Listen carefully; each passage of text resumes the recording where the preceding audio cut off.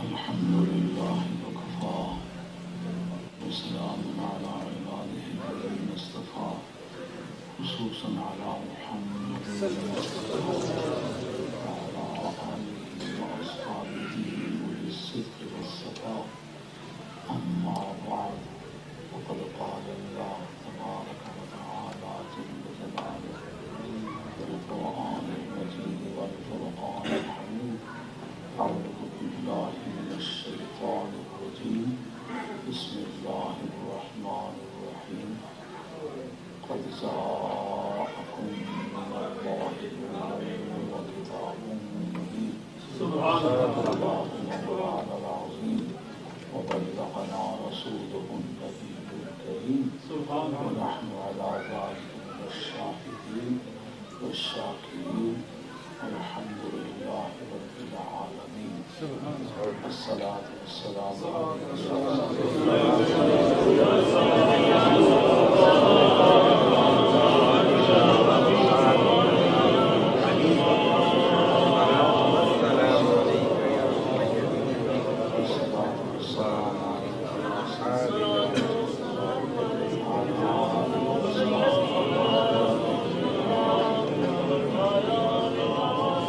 رسول کرام علماء کرام، معزز حاضرین اور اسلامی جمہوریہ پاکستان کے سفیر اور دیگر شرفاء، آپ سے ملاقات کے موقع پر خوشی محسوس کرتا ہوں۔ کاش قاری صاحب نے مجھے یہ بتایا ہوتا کہ آپ کی آج خاص اس موضوع پر تقریر ہوگی تو میں کچھ اپنے مضامین کو اچھے طریقے سے سمرائز کر دیتا تو بات کرنے میں اور زیادہ جان ہوتی۔ تاہم انشاءاللہ میں یہ بات کروں گا، امید ہے وہ بے جان نہیں ہوئی، لیکن اچھا یہ ہوتا ہے کہ کسی معین موضوع پر گفتگو مطلوب ہو تو پہلے بتا دیا جائے تاکہ اس سے ریلیونٹ انفارمیشن آدمی اکٹھی کر لے تو بات کرنے میں سہولت ہوتی ہے۔ اور اب میں ایک اتنا عمر رسیدہ آدمی بھی ہو چکا ہوا ہوں کہ تقریر تو دھکے ہی سے چلتی ہے، جسے ایک نوجوان آدمی بھیڑے سے کوئی بات کر لیتا ہے، وہ تو اب بات مجھ میں نہیں ہے، میں اتنا عمر رسیدہ آدمی ہو چکا ہوں۔ البتہ آپ کو جو باتیں میں عرض کرنے لگا ہوں آپ سے توجہ کی درخواست ضرور کروں گا۔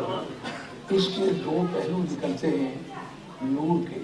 ایک تو مذہبی طور پر یہ بات قابل غور ہے کہ جب بھی نبی کریم علیہ السلام کے میلاد کی بحث چلتی ہے، میلاد عربی زبان میں ولادت کے مادے سے مفعول کے وزن پر ایک مصدر ہے، اس کے معنی پیدا ہونا یا جنم دینا۔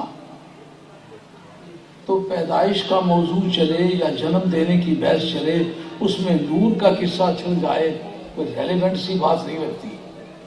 بچے کی ولادت کا ذکر ہو، باڈی کا ذکر ہو، آنکھوں کا، بالوں کا، ناک کا، ناف کا، ختنے کا، باقی بدن کے حصوں کا، تو پھر تو بات سمجھ آتی ہے کہ کسی بچے کی ولادت کا ذکر ہے۔ لیکن جس وقت میلاد موضوع گفتگو بنے تو نور کی بات چھڑ جاتی ہے، براہ راست اس کا ریلیونس کچھ نظر نہیں آتا۔ پہلے تو یہ سمجھنا ہے کہ مذہبی پیشواؤں کو اس سلسلے میں کیا مجبوری پیش آئی ہے کہ جب بھی کبھی میلاد کی بحث چلے تو یہ نور کا قصہ چھیڑ دیتے ہیں۔ کیا واقعی کوئی نور کا تعلق ایسا بنتا ہے کہ اس کا ذکر کیے بغیر میلاد کی بحث جو ہم مکمل نہیں ہو سکتی؟ ایک تو یہ سمجھنا ہوگا۔ دوسرا، مولانا کا جو کہنا ہے کہ نور ایک ایسی کیفیت کا نام ہے جو کسی دوسرے سے نکل کے آتی ہے، وہ اپنے اندر کوئی ویٹ نہیں رکھتی، اس کا اپنا ویٹ نہیں ہوتا۔ تو سرکار تو ویٹ بھی رکھتے ہیں، سرکار کا وزن بھی ہے، سرکار کی گریویٹی بھی ہے۔ تو ان حالات کی روشنی میں یہ بات کس طرح مانی جا سکتی ہے کہ سرکار نور ہے؟ اعتقادی طور پر یہ سمجھنے کے لیے کہ سرکار نور ہے، لائٹ ہے، یہ ہونا ضروری ہے کہ ان کا ویٹ نہ ہو، گریویٹی نہ ہو، کثافت باڈی کی نہ ہو۔ جس طرح کے روشنی سے ہاتھ وار پار کر لیتے ہیں تو روشنی ہاتھ کے جانے آنے کو روکتی نہیں ہے، اسی طریقے سے سرکار دو عالم علیہ السلام کو جب نور کہا جائے تو یہ ضروری ٹھہرے گا کہ سرکار کی باڈی سے ہاتھ گزارا جائے تو سرکار کی باڈی اس آنے جانے والے ہاتھ کو نہ روکے تو آدمی مادی طور پر سمجھ جاتا ہے کہ واقعی نور ہے۔ یہ استحالات اور یہ ناممکن باتیں آدمی کے ذہن کو روکتی ہیں کہ میں کس طرح نور مانوں کہ جو کپڑا پہنتے ہیں تو باڈی اس کپڑے کو تھام لیتی ہے، کوئی کمبل اوڑھتے ہیں تو باڈی اس کمبل کو تھام لیتی ہے، جس جگہ بیٹھتے ہیں وہ جگہ گھر جاتی ہے، جگہ کو گھیرتے ہیں۔ تو یہ آپ کی جیومیٹری کا یہ مسئلہ ہے کہ جس میں مادی کی عادت ہے وہ جگہ گھیرتا ہے۔ جب وہ جگہ بھی گھیریں اور گریویٹی بھی ہو، کپڑے بھی پہنے، ابھی آپ نے بات چھیڑی ہوتی تو پھر بات کا مزہ بھی آتا، لیکن آپ کو کوئی بات نہیں ہے، تیاری کی ضرورت ہوتی ہے۔ کم از کم میرے جیسے آدمی کو میں الحمدللہ آج تک ایسی لکیر بھی نہیں ماری جس کا ثبوت میں نے نہیں مہیا کیا۔ آج 28 برس سے کچھ مہینے اوپر وہ آئے نہیں UK میں رہتے ہوئے، اس وقت 2000 سے زیادہ میری تقاریر کمپیوٹر پہ آ چکی ہیں۔ جو آدمی اعتراض کرتا ہے جب میں اس کا جواب دینے لگتا ہوں تو کمپیوٹر والے کہتے ہیں اس نے معافی مانگ لی ہے۔ اگر میں نے کوئی کچی بات کی ہوتی تو آج لوگ میرے گریبان پہ ہاتھ رکھتے، اور ایسی ایسی جگہوں میں باتیں کی ہیں جو صرف میرے دوستوں کا حلقہ تھا، دوسرا کوئی تھا ہی نہیں، اس بات کی کوئی پریشانی نہیں تھی۔ لیکن جس آدمی نے یہ عقیدہ رکھا ہوا ہو کہ مجھے خدا کی بارگاہ میں براہ راست جواب دہ ہونا ہے، کوئی ایسی بات جو محبوب کبریا کی بارگاہ سے چلی ہوئی نہیں ہے، اگر میں قوم کو دین کے نام سے وہ پہنچا دوں تو پھر اس کا معنی یہ ہوگا کہ میں نے دین میں فیبریکیشن کی ہے، دین کے اندر ایسی ایڈیشن کی ہے جس کا کوئی اصل ہی نہیں ہے۔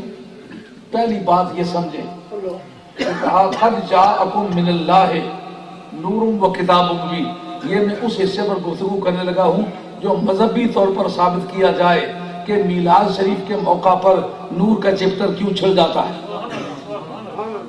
بے شک آ گیا ہے تمہارے پاس اللہ کی طرف سے بڑی شان والا نور اور بیان کرنے والی کتاب۔ جاءکم کے اول میں قد لانا یہ فن بلاغت کا ایک مضمون ہے۔ فن بلاغت اس علم کا نام ہے کہ جس میں آلے مخاطب کو دیکھ کے کلام وارد کرتے ہیں۔ مخاطب کا حال 3 حالتوں سے باہر نہیں ہوتا، یا وہ خالی ذہن ہوتا ہے، یا وہ متشکک ہوتا ہے، یا وہ منکر ہوتا ہے۔ اگر خالی ذہن ہو تو سمپل رپورٹ سبمٹ کرتے ہیں، یا سمپل رپورٹ نہیں ہے، تحقیق۔ اس کا مطلب یہ ہے کہ مخاطب یا منکر ہے اور یا وہ متشکک ہے، وہ شک میں مبتلا ہے، لیکن اس کو واضح کرنے کے لیے کہ کیا وہ متردد ہے، کیا وہ منکر ہے، اس کا سیاق و سباق دیکھنا پڑے گا۔ اگر اس کا مخاطب صدیق اکبر ہوں تو نہ منکر ہے نہ متشکک ہے، فاروق اعظم ہوں، عثمان غنی ہو، حیدر قرار ہوں، عشرہ مبشرہ ہوں، تو ظاہر ہے کہ نہ انہیں کوئی تردد ہے، نہ انہیں کوئی شک ہے، نہ کوئی انکار ہے۔ اس لیے اس کی پچھلے حصے کو دیکھیں گے کہ پہلے کیا آیا ہوا ہے۔ اس سے پہلے جو بات آئی ہوئی ہے وہ یہ ہے، یا اہل الکتاب، او کتاب والو۔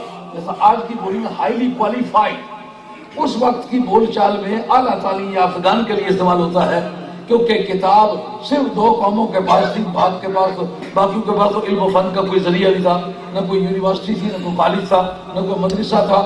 آسمان سے 2 کتابیں آئی ہوئی تھی، جن کے پاس تھی وہی تعلیم یافتہ مانے جاتے تھے۔ ان کو کہنا یا اہل الکتاب، اور آگے نور کا چیپٹر چھیڑتے وقت کہنا قد، اس کا مطلب نور مصطفیٰ کا منکر صرف یا یہودی تھا یا نصرانی تھا، اگر مومن ہوتا تو قد کبھی نہ لگتا۔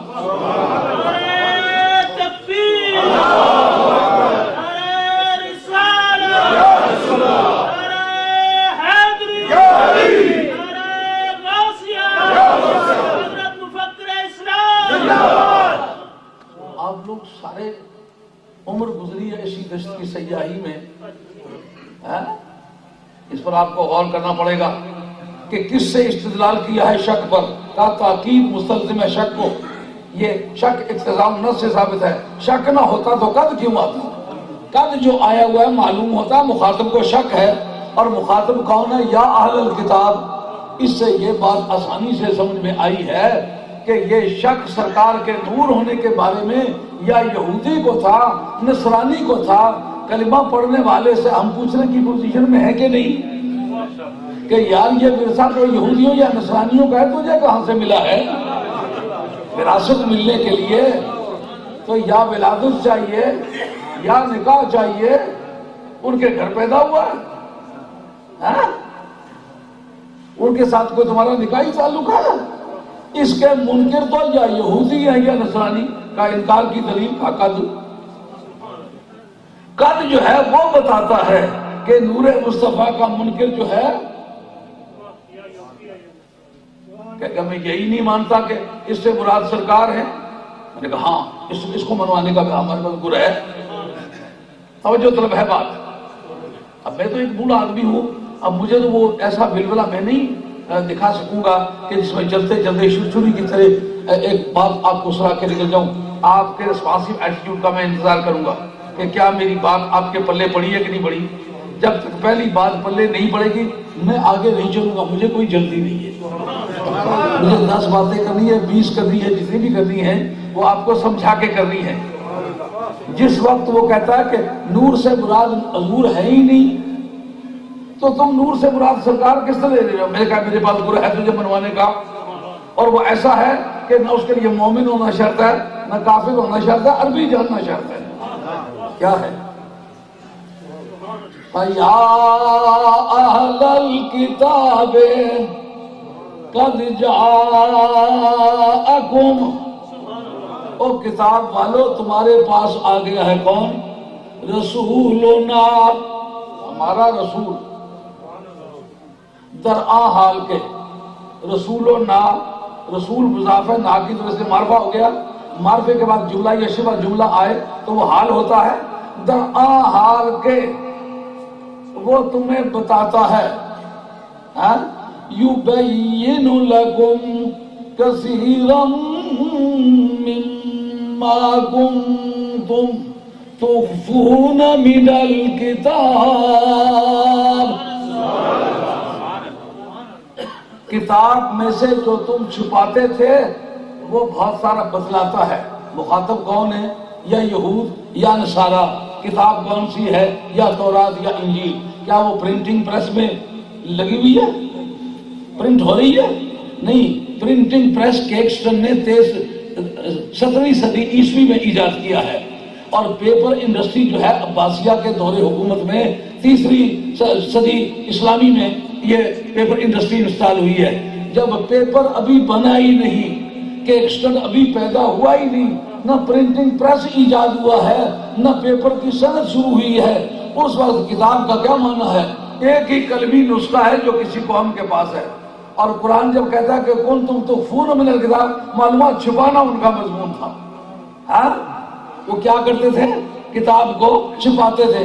اگر کتاب ایک ہو، اس پر غلاف 10 ہو، اس کے اوپر صندوق ہو، اس کے اوپر ایک اور صندوق ہو، اس پر ایک اور صندوق ہو، 23 صندوقوں کے اندر بند ہو، اور تیسری کوٹلی میں پیچھے رکھی ہوئی ہو، تو بتانے کا وہ کام وہ کرے کہ جس نے نہ کبھی پوری زندگی میں تورات ہاتھ میں لی ہے، نہ کبھی دیکھی ہے، نہ کبھی پڑھی ہے، نہ تورات پڑھے ہوئے کے ساتھ اس کا کوئی رشتہ ہے، اور نہ اس جتنے بھی ذرائع اطلاع ہے اس پر سارے کے سارے بند ہوں، تو چھپانے کا کام تم کرو، بتانے کا کام وہ کرے۔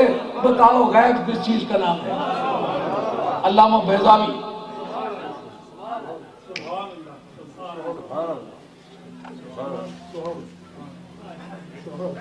حدیث سے فراغت کے بعد میں بھی آپ سے باتیں شیئر کروں گا، لیکن جب تک میری گفتگو چلتی ہے نا، یہی کہہ رہے ہیں کہ بڑی بہت پہنچی۔ ہاں یہ باتیں میں جو عرض کروں گا نا، آپ ایک نوجوان آدمی، میں ایک بوڑھا آدمی، میری 71 سال اور کچھ مہینے عمر ہے، ہاں، اور بڑے بڑے ملکوں کے سربراہ میرے شاگرد ہیں، ساری زندگی میں نے پڑھایا ہے، اور جو باتیں کروں گا وہ اگر اچھی نہیں بھی لگیں گی ہوں گی مضبوط، یہ بات آپ ذہن میں رکھ لیں۔ اب میں کیا ثابت کرنے لگا ہوں؟ بحث یہ چل رہی ہے، وہ کہتا ہے میں نور حضور کو مانتا ہی نہیں، یہ نور اور کوئی نور ہے۔ میں کہتا ہوں یہ بات یہ منوانے کے لیے میرے پاس گر موجود ہیں، تو میں ماننا پڑے گا اس جگہ نور سے مراد حضور ہے، اور کوئی ہو سکتا ہی نہیں۔ اس کے لیے میں یہ نہیں کہوں گا کلمہ پڑھ، میں یہ نہیں کہوں گا یہودی بن جا، میں یہ نہیں کہوں گا نصرانی بن جا، میں صرف یہ کہوں گا کہ تجھے عربی جاننی پڑے گی۔ اگر عربی جانے گا منوا کے چھوڑوں گا کہ سے مراد حضور ہے۔ ہے نا بات؟ دو میں دو جمع کرو 4 حاصل آ جائیں تو پھر منصفانہ بات ہے، امپارشل بات ہے نا. یہ کوئی متعصبانہ بائس قسم کے سٹیٹمنٹ تو نہیں ہے کہ میں مسلمان ہونے کی وجہ سے خواہ مخواہ اسلام کا کھڑا کرتا ہوں، ایک غیر جانبدارانہ اور منصفانہ بات کر رہا ہوں. اے اہل کتاب، تمہارے پاس ہمارا رسول آ گیا ہے. کتاب میں بہت ساری چیزیں جو چھپاتے تھے. علامہ بیضاوی کا حوالہ کرنے لگا تھا. بیضاوی نے غیب کی کیا تعریف کی ہے؟ مالا یدرکہ الحس ولا تقتضیہ بداہۃ العقل. یہ مطلب ہے بیضاوی. بیضاوی کا نام اس لیے لے رہا ہوں، مصر میں وہ پڑھائی جاتی ہے. پورے ملک میں سنیوں، وہابیوں، شیعوں، سب کے ہاں جو اسلام کے دعویدار جتنے فرقے ہیں، بیضاوی کو قرآن کے سمجھنے کے لیے ضرور پڑھتے ہیں. اس کے متن کے اندر موجود ہے کہ عقل کی پہلی توجہ سے بھی بات سمجھ نہ آئے اور حواس خمسہ ظاہری اسے معلوم نہ کر سکے. عقل کی پہلی توجہ، آپ نے کسی کا چہرہ سرخ دیکھا، آنکھوں سے پانی بہتا دیکھا، آپ نے سمجھ اس کو ٹمپریچر ہے، اس کو بخار آ رہا ہے. یہ عقل کی پہلی توجہ. آپ نے کسی جگہ دھواں اٹھتا ہوا دیکھا، کہا آگ کے بغیر تو دھواں نہیں ہوتا، کہیں آگ جل رہی ہے. آپ کسی شہرہ میں جا رہے ہیں، پانی کی کوئی اطلاع نہیں، آپ نے درختوں کا ایک جھنڈ دیکھا، پرندے آتے اور جاتے دیکھے. تو اس سرکمسٹینشل ایویڈنس کے ذریعے سے آپ نے یہ اسٹیبلش کر لیا یہ پرندے آ بھی رہے ہیں، جا بھی رہے ہیں، سبزہ بھی ہوگا، معلوم ہوتا ہے پانی ہے. یہ عقل کی پہلی توجہ. حواس خمسہ ظاہری، ناک سے سونگے تو اس کی بو آئے، علم غیب کی بو ہے. اور آنکھوں سے دیکھے اس کا منظر نظر آئے، اگر منظر نظر آئے تو غیب کیا ہوا؟ پھر کانوں کو سنائی دے، سنائی دینا آواز کی عادت ہے، علم غیب آواز تو نہیں ہے. اگر وہ زبان سے چکھنے سے معلوم ہو تو ذائقہ رکھے، علم غیب ذائقہ تو نہیں رکھتا، چھونے سے پتہ نہیں چلتا. حواس خمسہ ظاہری سے بھی پتہ نہ چلے، عقل کی پہلی توجہ سے بھی معلوم نہ ہو، اس کا نام ہے غیب. اب بتاؤ، اندر رکھی ہے تورات یا انجیل، اگر کوئی بال ایسے ناک لگا کے سونگے پتہ چلتا ہے کہ اندر انجیل ہے؟ اسے دیکھنا چاہے، اینک لگا کے دیکھے پتہ چلے گا کہ اندر ہے؟ اسے کان لگا کے سنے تو کوئی ایسی آواز سنائی دے گی، سامعین آواز ہوگی جو یہ بتلائے کہ اندر کتاب ہے؟ جب حواس خمسہ ظاہری پر اس کے دروازے بند ہیں، عقل کی پہلی توجہ سے بھی بات سمجھ نہیں آتی، تو یہ عقیدہ دور حاضر میں کیوں دیتے پھرتے ہو کہ نبی کو دیوار کے پیچھے کا پتہ نہیں؟ رب کہتا ہے میں نے جو رسول بھیجا ہے وہ تو اس حال میں آیا ہے. یہ جاءکم سے حال ہے جی، رسول ذو الحال ہے. عامل حال کون سا ہے؟ جاءکم، معلومہ آتے ہی اس کا یہ جواب ہے، تم جس کو چھپاؤ وہ بتائے. عربی زبان میں جس کو آپ انگریزی میں کہتے ہیں accusative of sentence, accusative of sentence 3 elements ہوتے ہیں. ایک وہ ہوتا ہے جو بتاتا ہے حال، اس کی سچویشن کیا تھی. ایک وہ ہے جس کا حال بتاتا ہے، وہ ذو الحال کہلاتا ہے. ایک عامل حال ہوتا ہے، جتنی بھی انفلیکشن لینگویجز ہیں، یعنی جن کے اول میں کوئی کلمہ آئے تو آخر میں تبدیلی آتی ہے، ان کو انفلیکشن لینگویجز کہتے ہیں. تو انفلیکشن لینگویج یہ بچاتی ہیں کہ پیچھے کو اور تیسرا کلمہ آیا ہوا ہو جو ان دونوں کے اندر تغیرات لانے کی ذمہ داری کو قبول کرے. تو جاءکم جو ہے جاء، یہ عامل حال ہے، رسول ذو الحال ہے، یبین اس کا حال ہے. کیا مطلب؟ یعنی رسول آتے ہی وہ ساری باتیں بتاتا جو تم چھپاتے تھے. اب غیب نہیں جانتا تو بتاتا کس طرح ہے؟ کہتے ہیں سارے غیب تو نہیں جانتا، بات جانتا ہے. کہا یعفو عن کثیر، جانتا وہ بھی ہے لیکن معاف کر دیتا ہے. جو بات میں ثابت کرنا چاہتا تھا وہ تو یہ تھی کہ جو معنی رسول کے ہیں وہی معنی نور کے ہیں. رسول ہی نور ہے، کیا برا میرے پاس اس بات کو سمجھانے کا؟ مولانا آپ کی بلاغت کی کتاب ہے وصل اور فصل کی بحث. جب عربی زبان میں دو جملوں کے درمیان واو لگانے اور ہٹانے پر قادر ہو جائے، علماء کا بادشاہ تسلیم ہوتا ہے. اس چیپٹر کا نام ہے وصل اور فصل. واو ایڈیٹو کنجنکشن ہے، اس کے لیے یہ چاہیے ہوتا ہے کہ گزرے ہوئے جملے اور آنے والے جملے کی نیچر ایک نیچر ہے. قد جاءکم، وہ بھی قد جاءکم ہے، یہاں بھی قد جاءکم ہے، دونوں کی نیچر ایک ہے. وہ بھی ماضی ہے، یہ بھی ماضی ہے، وہ بھی مؤکد ہے، یہ بھی مؤکد ہے. اس کے اول میں بھی قد ہے، اس کے اول میں بھی قد ہے. وہ بھی جملہ خبریہ ہے، یہ بھی جملہ خبریہ ہے. نیچر وائز یہ دونوں ایک ہے. اچھا، واو لگانے کے لیے یہ چاہیے ہوتا ہے کہ جو گزرا ہوا جملہ ہے وہ اور ہو آنے والا جملہ اس کا مفہوم اور ہو پھر واو لگاتے، کیونکہ واو دو کو جوڑنے کے لیے آتی، دو ہوں تو جوڑتی ہے، اگر دو ہوں ہی نہ تو پھر جوڑے کیا؟ کہا جاکم رسول بھی وہی ہے، قد جاکم من اللہ نور بھی وہی ہے، اگر رسول اور ہوتا نور اور ہوتا تو پھر واو لگتی، واو کے نہ لگانے سے یہ بات پتا چلی جو رسول ہے وہی نور ہے، جو نور ہے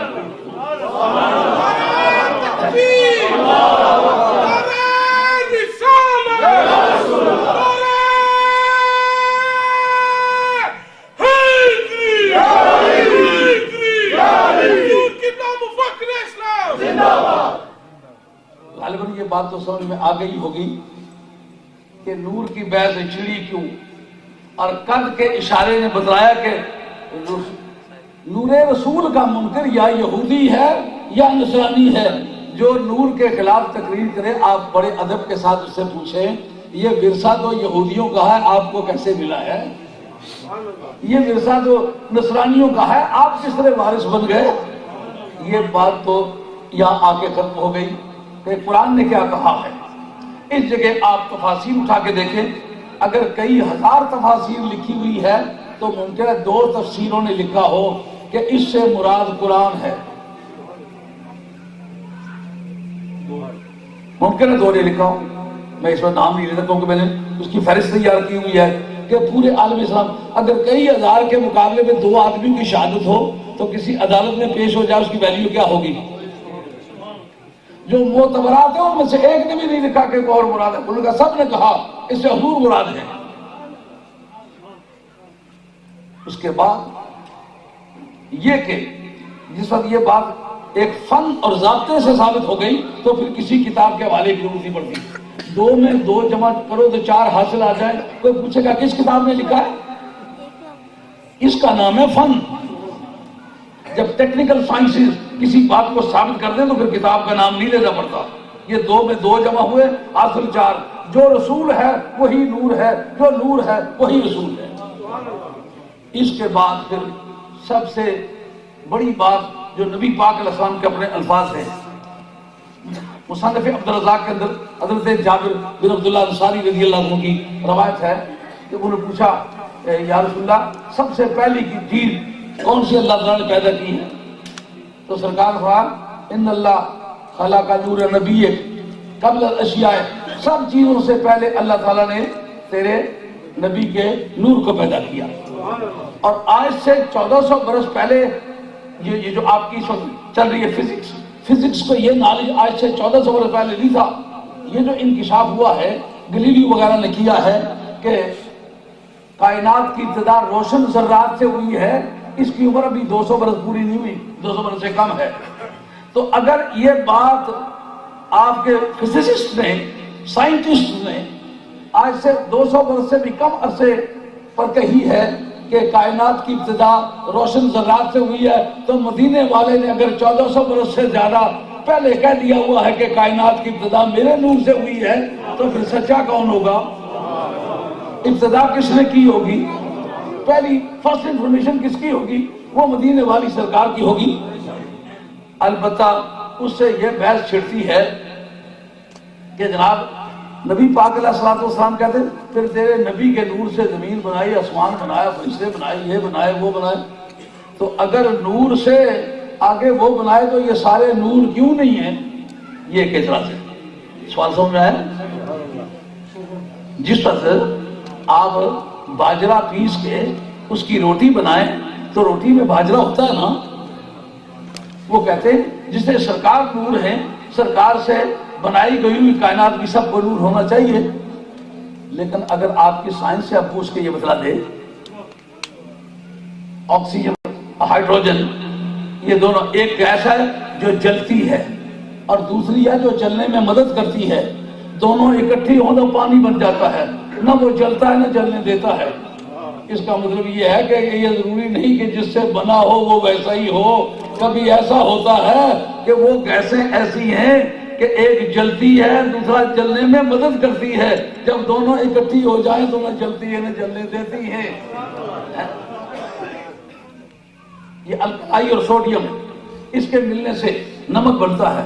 ان میں ایک گیس ہے ایک دھات ہے. لیکن پوچھو نمک کیا ہے؟ کہا نہ دھات ہے نہ گیس ہے. ارے بنا گیس اور دھات سے ہے کیا ہے؟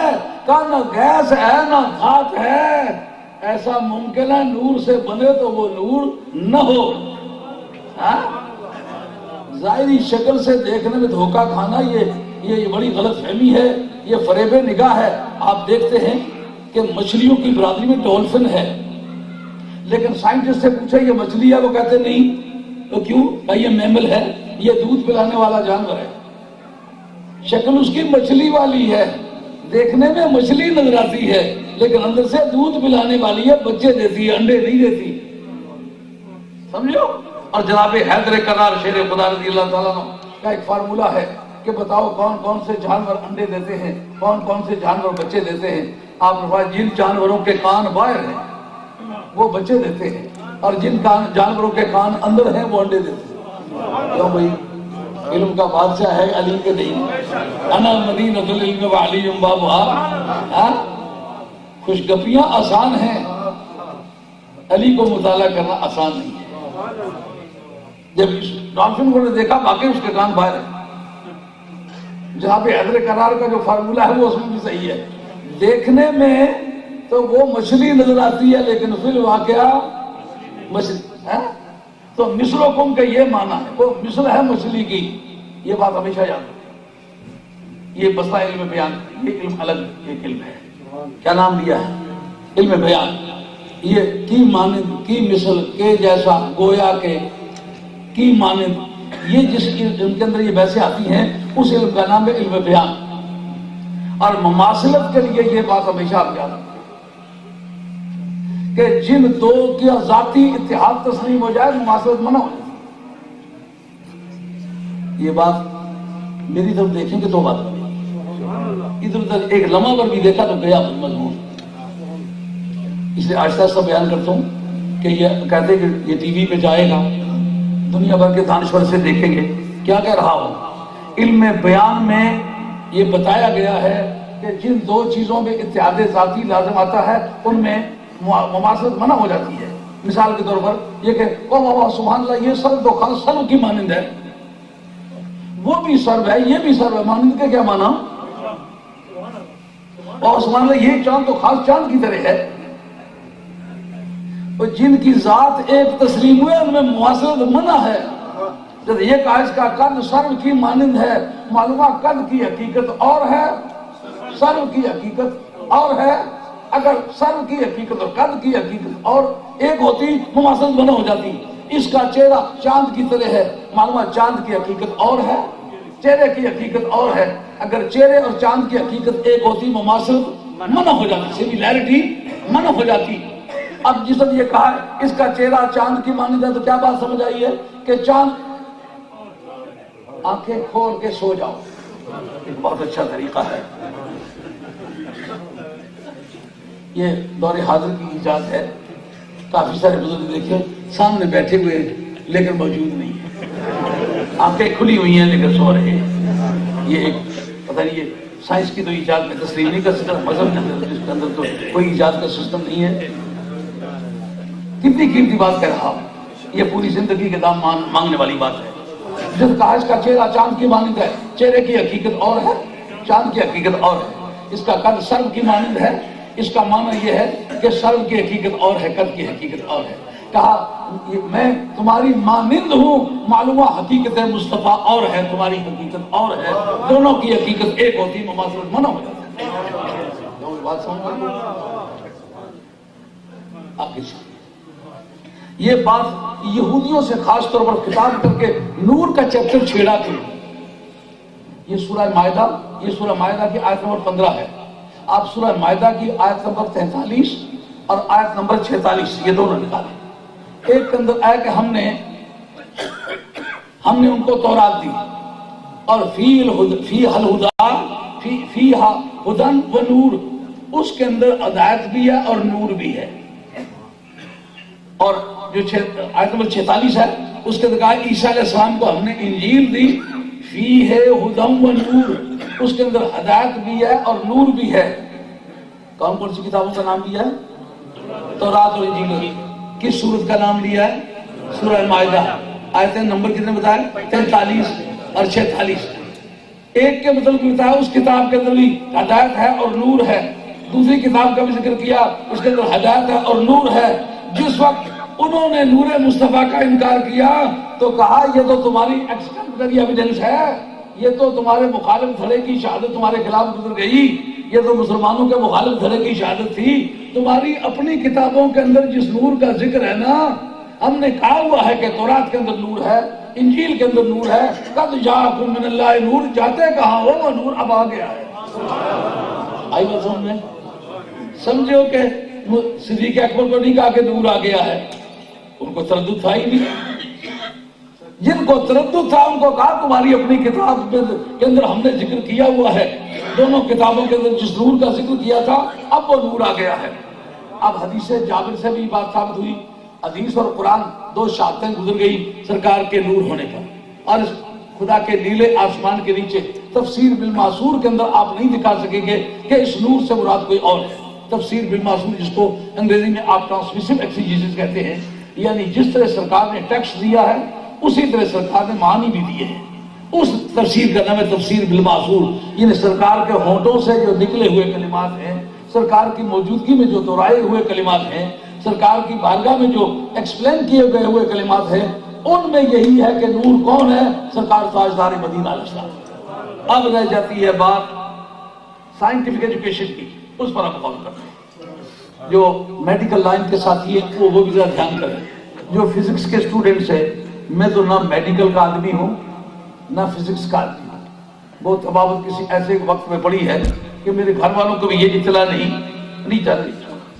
मेरे घर वालों को भी ये इत्तला नहीं कि मैं सिर्फ पढ़ा हुआ आदमी हूँ, मैंने सिर्फ 12 पढ़ाई है, लेकिन मेरा शौक ही नहीं। रोते आदमी से मैं कुछ ले नहीं सकता, इसलिए सारी जिंदगी तबावत नहीं की। लेकिन तबावत का मैं उस्ताद हूँ, पर वो बड़ी से यूनानी है, ये दूसरी जो ये मैंने नहीं पढ़ी, मगर मैं जो बातें करता हूँ मेरी देखी हुई है, तहकीक की हुई है। जिस आदमी का जी चाहे मेरे साथ बात करे वो क्या कि ये जो समझ में आता है कि नबी पाक अलैहिस्सलाम का नूर होना मैं किस तरह मान लूं, जबकि नबी करीम अलैहिस्सलाम ग्रेविटी भी रखते हैं और सरकारी तो अलैहिस्सलाम का वजन रखना, कपड़े पहनना, ये सब चीजें साबित करती है कि नबी पाक अलैहिस्सलाम नूर नहीं है। अब मैं किस तरह मानूं? अब आइए बात करते हैं। पहली बात यह है कि नबी करीम सल्लल्लाहु अलैहि वसल्लम की वालिदा माजिदा कहती हैं, सरकार जब मेरे पेट में तशरीफ लाए तो उनके तशरीफ लाने से जैसा माओ बहनों के बदन बड़े हो जाते हैं, वजन बढ़ जाता है, उठने बैठने में दिक्कत होती है। कहा मेरे बदन की ग्रेविटी नहीं बढ़ी, जितनी थी उतनी थी, उठने बैठने में कोई दिक्कत नहीं थी। फिर ये किस तरह पता चला कि प्रेग्नेंट हूं? कहा चूंकि मेरे मेंसेस बंद हो गए, इससे मैं समझी कि मैं उम्मीद से हूं, लेकिन मेरा जिस्म भारी नहीं हुआ। पहली बात तेरी ग्रेविटी की यहां खत्म हो गई। जिसने वादे किया कि अगर ग्रेविटी की मजबूरी की वजह से तू कहता है कि मैं नबी पाक अलैहिस्सलाम को मैं एक मादी जिस्म का मुजस्समा तस्लीम करता हूं, नूर नहीं कहता हूं, वो बात तो यहाँ आके खत्म होगी कि आपकी माई साहबा की शहादत है कि मेरे पेट में रहने के जमाने में मेरा वजन नहीं बढ़ा, जितना था उतना ही था और उठने बैठने में कोई दिक्कत न हुई। देखने वाले को हरगिज़ इस बात का एहसास नहीं होता था कि मैं उम्मीद से हूं। आगे जब सरकारी दो आलम साहब की विलादत हुई, इमाम कस्तरानी 1, अल्लामा हलीमी 2, सीरत की सारी किताबें थी, इल्म हदीस की सारी किताब, हत्ता कि इब्न कय्यम जैसा आदमी उसने भी लिखा है कि नबी पाक अलैहिस्सलाम की विलादत के वक्त सरकार की नाफ कटी हुई थी, बिल्कुल कॉर्ड सरकार का नहीं था। ये बात मशहूर है। और लुत्फ की बात यह है, मौलवियों को होश न आई कि चलो इसका भी इनकार कर दें। आज तक दुनिया इल्म का कोई इस्सादार इस बात का मुनकिर नहीं गुजरा कि सरकार की नाफ कटी हुई थी।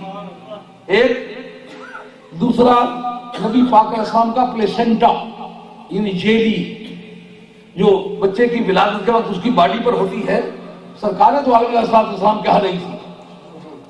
अब कहते हैं नहीं थी तो क्या हुआ? इससे साबित हुआ कि नूर है। क्यों? इसलिए कि एम्ब्रायोलॉजी, उस इल्म का नाम है एम्ब्रायोलॉजी, یعنی بچے کے ماں کے پیٹ میں رہنے کے زمانے میں آپ نے جو مضمون چھیڑا ہے اس کے سارے تہوں کو نکال کے رکھنا پڑے گا نا، تاکہ پتہ چلے کہ ایسے تک سے بات نہیں کرتے کیونکہ دیکھی بھالی ہوئی بات ہے۔ تو ایمبریولوجی میں یعنی جس میں یہ بحث ہے کہ بچہ ماں کے پیٹ میں ٹھہرتا کس طرح ہے، کتنے دن گزرنے کے بعد اس کے جسم میں جان ڈالی جاتی ہے، کتنے عرصے کے بعد اس کے اعضاء بنتے ہیں، کتنے عرصے کے بعد وہ حرکت کرنے لگ جاتا ہے، اس کی پرورش کا سسٹم کیا ہے، فیڈنگ کس طرح ہوتی ہے، اس کے بارے میں پوری ایمبریولوجی اس پر متفق ہے کہ ماں کے جتنی بھی پراپرٹیز ہیں بچے کو ملتی ہیں، اس لیے ماں کمزور ہوتی جاتی ہے کہ اس کی پوری خوراک اس کے اپنے استعمال میں نہیں آتی، بچے کو جاتی ہے، لیکن منہ کے ذریعے سے جاتی ہے، کم منہ کے ذریعے سے نہیں جاتی۔ کس ذریعے سے جاتی ہے؟ ناف کے ذریعے سے جاتی ہے۔ جتنے بھی ایلیمنٹس ہیں نا، جن کو خلطیں کہتے ہیں طبیب لوگ، طبیبوں کی بولی میں ان کو اخلاط کہتے ہیں۔ اخلاط کا جتنا میٹیریل ہے وہ بچے کو ملتا ہے، بچے کی باڈی جو ہے وہ آرگینک ہونے کے ناطے سے یعنی بدن نامی ہونے کی حیثیت سے اپنی وہ پراپرٹی جب وصول کرتا ہے تو پھر اس کی باڈی بڑھتی جاتی ہے۔ یہی وجہ ہے کہ جو چیز ماں کی باڈی میں کم ہو بچے کی باڈی میں بھی کم ہوتی ہے، کیونکہ اس کو خوراک کم ملتی ہے۔ سمجھ آئی بات؟ اب وہ جاتی کہاں سے؟ ناف کے ذریعے سے۔ ناف ذریعہ ہے بچے کے خوراک وصول کرنے کا۔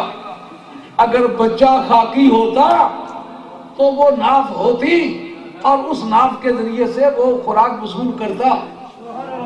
معلومہ صاحب زیادہ نوری ہے، سسٹم بھی نوری ہے۔ وہ پلیسنٹا اس کے اندر ایک کالونی ہوتی ہے جس کالونی میں بچہ رہتا ہے اور اس کو ہر طرح کا تحفظ ملتا ہے۔ رب نے یہ بتانا چاہا نہ یہ پلیسنٹا والا ہے، نہ یہ امبلیکل کارڈ والا ہے، نہ یہ ناف والا ہے، نہ یہ جیلی والا ہے۔ یہ سسٹم ان کو چاہیے ہوتا ہے جو خاکی ہو، جو نوری ہو، نہ اس کی گریویٹی ہوتی ہے اور نہ اس کو وہ میٹیریل چاہیے ہوتا ہے جو ماں کی باڈی کو لگتا ہے۔ آخر میں چل کے جو حضرت سیدہ فرماتی خرج منی نورن، مجھ سے نور نکلا۔ نور کے یا معنی حقیقی ہو سکتے ہیں یا مجازی ہو سکتے ہیں۔ اب وہ غور کرنا پڑے گا کہ محلات کیوں نظر آئے۔ کیا میں کہہ رہے ہیں؟ آپ کے چہرے پر بڑا نور ہے، سفید چہرے کو دیکھ کے نور کہہ دیتے ہیں۔ یہ دودھ نور ہے، یہ علم نور ہے۔ آپ کے سینے میں جو نور ہے یہ معنی مجازی ہے۔ اب سیدہ فرماتی ہیں کہ مجھ سے نور برآمد ہوا، اس کے معنی یا حقیقی ہو سکتے تھے یا مجازی ہو سکتے تھے۔ توجہ کریں گے آپ؟ کیا آپ ایک مرتبہ ساری ہلا دیں، مجھے پتہ چل جائے جیتے ہیں اور جاگتے ہیں۔ خدا خیر کرے۔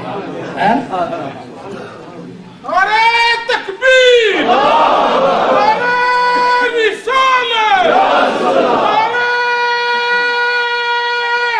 حیدری، حیدری، حیدری، حضور قبلہ مفخر اسلام۔ اتنی بات غالباً آپ کی سمجھ میں آ گئی ہوگی کہ اس جگہ خرج منی نورن کے معنی دو ہو سکتے تھے، یا نور حقیقی یا نور مجازی۔ اگر یہ کہتے خرج منی نورن تو دونوں معنی پاسبل تھے نا، پاسبلٹی تھی نا، احتمال اس بات کا تھا نا کہ اس سے معنی مجازی لیے جائیں یا معنی حقیقی لیے جائیں۔ جس وقت انہوں نے کہا ادا لہو قصور الشام ببصرہ کہ اس سے شہر بصرہ کے محلات مجھے نظر آنے لگے، اس سے معنی واضح ہو گئے کہ معنی حقیقی مراد ہے، معنی مجازی نہیں۔ اگر مجازی معنی ہوتے تو پھر آنکھوں کو فائدہ کچھ نہ پہنچا۔ نور سے آنکھوں کو فائدہ پہنچتا ہے، آنکھوں کا مدد ملتی ہے۔ اس پر بعد میں گفتگو کرتے ہیں کہ اتنی دوری پر نظر کس طرح آیا جب دن کی روشنی میں جو سرکار کا مولد شریف مکے میں ہے وہ پرائمری اسکول انہوں نے بنایا ہوا ہے سرکار کا مولد گم کرنے کے لیے۔ کہاں تک کرو گے؟ جس کی خود خدا حفاظت کرے گا اس کو تم کسے بگاڑ سکتے ہو؟ اس جگہ کھڑے ہو کر پوری روئے زمین کا کوئی ملک نظر نہیں آتا، پہاڑ چاروں طرف قلعے کی طرح ہیں۔ یہ بعد میں بحث کرتے ہیں کہ پہاڑوں سے پار نگاہ کس طرح گئی۔ پہلے یہ بات ثابت کرنے کی ضرورت ہے کہ شہر بصرہ پر کیوں روشنی پڑی۔ وہ کیپٹل تھا رومن امپائر کا، جبکہ پرشین امپائر جس کو انگریزی میں ٹیسیفون کہتے ہیں، عربی میں اس کو مدائن یا قصر ابیض کہتے ہیں، قصر ابیض یا مدائن کے مقام پر روشنی نہیں پڑی، زلزلہ آیا۔ ارتجسا ایوان و کسرا، کسرا کے محل میں زلزلہ آیا، یہ قریب ہو یہاں زلزلہ آئے، وہ دور ہو وہاں روشنی پڑے، نور پڑے، وجہ کیا ہے؟ بات سمجھنے کی ضرورت پڑے گی۔ آگے تورات کا اور انجیل کا کوٹیشن کوٹ کر چکا ہوں کہ فیہ ہدن و نور، اس میں ہدایت اور نور ہے، یعنی بنی اسرائیلوں کو، اہل کتاب کو، یہود و نصارہ کو بتایا ہوا تھا کہ تمہارے ہاں جو میرے یار کی آمد کا ریفرنس ہے وہ نور کے طور پر ہے، اس لیے میں تمہیں بتاتا ہوں آ گیا وہ نور والا جس کا سارا نور ہے۔ تم پر روشنی ڈالنے کا یہ معنی ہے کہ نور کا قصہ ہم نے اور کسی سے چھیڑا ہی نہیں تھا، نور کا قصہ تم سے چھیڑا ہوا تھا، اس لیے تمہارے اوپر روشنی ڈالنا اور تمہیں واضح کرنا کہ آ گیا وہ نور والا جس کا سارا نور ہے۔ یہ اس موقع محل کی مناسبت سے نہایت احسن بات ہے کہ تمہاری ہی کتابوں میں میرے یار کے نور ہونے کا ذکر ہے، آج اس کے آنے کی روشنی تمہارے گھر آ کے لگے تو یہ بات موقع محل کی مناسبت سے زیبا ہوگی۔ سمجھ میں آ گئی ہے؟ اور کسی جگہ روشنی نہیں پڑی، وہاں کیوں پڑی؟ کہ ان کو ان کے آنے کا نام نور کے نام سے ہی بتلایا ہوا تھا، اس لیے اس ریفرنس کو کوٹ کرنا کہ وہ نور آ گیا ہے، یہ یہود و نصارہ کے حال کے تقاضوں کے عین مطابق تھا۔ بات سمجھ میں آئی ہے؟ میں کوئی جلدی نہیں تو سکی جس نے آپ سننا تو گل سمجھ آئی، میں کیا پر میں کو گھڑی میں چڑھنا، سمجھ آ رہی ہے بات؟ اب یہ بات کہتے ہیں ہم یہ کس طرح مانے کہ پہاڑ ہے، دن کی روشنی، سورج کی روشنی میں کچھ نظر نہیں آتا، جب سورج کی روشنی میں کچھ نظر نہیں آتا تو سرکار کے میلاد پاک کی روشنی میں کیا نظر آئے؟ آپ کا جو اوپیک سسٹم ہے، اوپیسٹی، روشنی کے راستے میں حجاب بننا، آپ دیکھتے ہیں، آپ فوٹو لینا چاہتے ہیں تو دیوار کے پیچھے کا فوٹو نہیں لے سکتے، لیکن جو ایکس رے آپ لگاتے ہیں تو ہڈیوں کے اندر کے گودے کا وہ فوٹو لے لیتا ہے۔ اس کا معنی یہ نور کی روشنی کی مختلف قسمیں ہیں، نور کی گنتی میں 6 نمبر نور جو ہے یہ فزکس کے اندر بحث موجود ہے۔ اور دیکھی ہوئی بات کرتا ہوں، سنی بات نہیں کرتا، مجھے پتا تھا کہ میں مولویوں کی برادری کا آدمی نہیں ہوں، میں سید برادری کا آدمی ہوں، اگر کوئی ذرا بھی پاؤں میرا پھسلا تو کسی نے مجھے معاف نہیں کرنا، میرا پیچھا کریں گے۔ تو لائٹ کی 6 قسمیں ہیں، ان میں ایک ایسی لائٹ بھی ہے جس کا کام ہے کسی ٹھوس باڈی پر لگے، جو اوپیک ہے، جو حجاب ہے صحیح، تو وہ ایسا نور ہے کہ اس کو ٹرانسپیرنٹ کر دیتا ہے، وار پار جس طرح شیشے کے بار بار نظر آتا ہے، وہ نور ٹھوس دیواروں کو، ٹھوس پتھروں کو، ٹھوس پہاڑوں کو ٹرانسپیرنٹ کر دیتا ہے، صاف اور شفاف کر دیتا ہے، نگاہ ان پتھروں سے پار ہو جاتی ہے۔ اس نور کے اندر ایک اور خوبی بھی ہے کہ اگر کسی کی نگاہ کمزور ہو تو اس نور کے لانچر پر اس کی جو آئی سائٹ ہے وہ ٹریول بھی کرتی ہے، وہ نگاہ ساتھ ساتھ جاتی ہے، جہاں تک روشنی جائے وہاں تک نگاہ بھی جاتی ہے۔ ایک عورت کی نگاہ مکے میں کھڑے ہو کر سیریا کو دیکھ نہیں سکتی، پر واہ نور مصطفیٰ تیری سچائی دور حاضر کی فزکس نے مان لی۔ انہوں نے کہا نور کی ایک ایسی قسم بھی ہے جو پہاڑوں کو شیشہ بھی کر سکتی ہے اور نگاہوں کی کمزوری کو دور کرا کے سفر بھی کرا سکتی ہے، اور یہ ٹیلیسکوپ میں بھی جو استعمال ہوتی ہے یہ اس کے ساتھ بھی ہے۔ بھائی بات سمجھ رہے؟ دور کی چیزیں قریب نظر آتی ہے کہ نہیں آتی؟ کیوں بھائی آپ کی فزکس کتنی بھی گھبرائے، پر یہ دونوں ریفرنس کہ نبی پاک علیہ السلام کی والدہ ماجدہ کے پیٹ میں سرکار کی ناف کٹی ہوئی تھی اور جیلی تھی نہیں، یہ سارا سسٹم جو بشری تقاضوں کے مطابق ہوتا ہے اس سے براؤل برا تھا، تو معلوم ہوا وہ سسٹم استعمال ہی نہیں ہوا۔ رہ جاتی ہے بات کہ گریویٹی تھی، اگر یہ بھی ثابت کر دیا جائے نہیں تھی تو پھر سرکار کی مرضی پر ہے، تعلیم کے لیے چلے۔ حضرت امام بہقی کی دلائل النبوت جلد 2 اس کے اندر یہ بات موجود ہے کہ نبی پاک علیہ السلام نرم زمین پر چلتے ہیں، ریت پر چلتے ہیں، سرکار کے پاؤں کا نشان نہیں پڑتا۔ کیوں؟ فٹ پرنٹ میں تھیوری یہی ہے کہ جو اس کی گریویٹی ہے وہ پریس کرتی ہے، وہ پریس کرنے سے وہ اس کے پاؤں کا نشان پڑتا ہے۔ کہا نرم زمین ہو، سرکار گزرے تو سرکار کے پریشر سے فٹ پرنٹ نہ ہو اس کا معنی گریوٹی نہیں ہے. گریوٹی ہوتی تو فٹ پرنٹ ہوتا. حضرت عثمان غنی رضی اللہ عنہ، امام نسوی رحمۃ اللہ تفسیر مدارک میں جہاں سیدہ عائشہ رضی اللہ عنہ پر تہمت لگی، سرکار نے ریفرینڈم کیا، استصواب کیا صحابہ سے، بتا تیری کیا رائے ہے.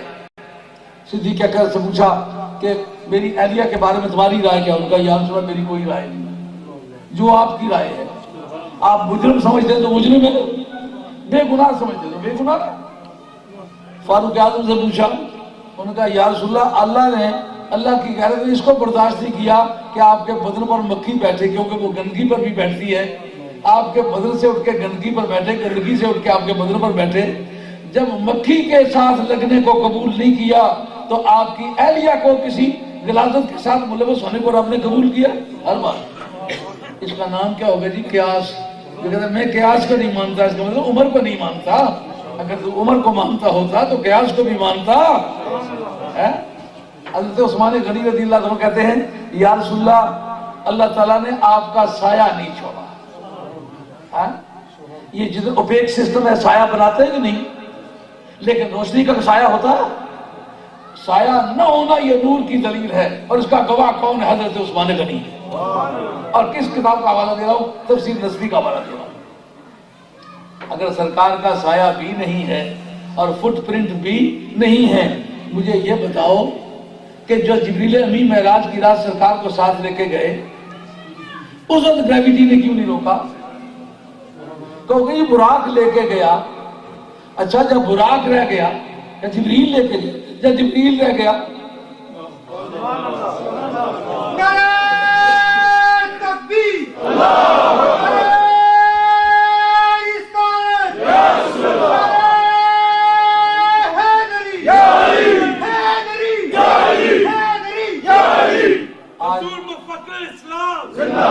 آج ہمارے بہت سارے دوست بہت ضروری کاموں والے بھی بیٹھے ہوئے، بات کو زیادہ لمبائی میں نہیں لی جاتا.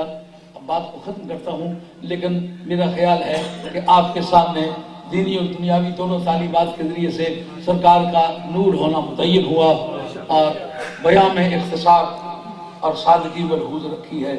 بڑی مشکل سے جانے واقعہ محفوظ رکھی ہے. وما علینا الا البلاغ المبین وآخر دعوانا ان الحمد للہ رب العالمین والصلاة والسلام علی رسول الکریم. الحمد للہ.